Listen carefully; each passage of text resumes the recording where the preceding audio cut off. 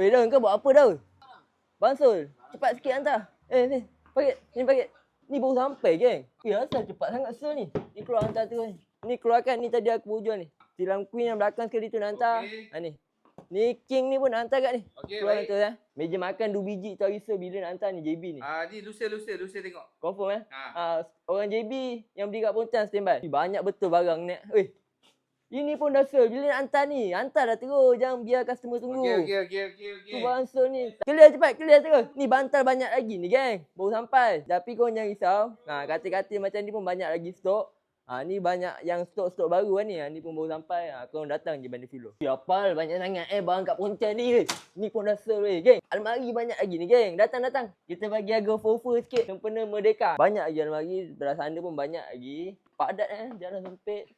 Sini pun banyak lagi. Dua-dua. Ni barang baik. Mana?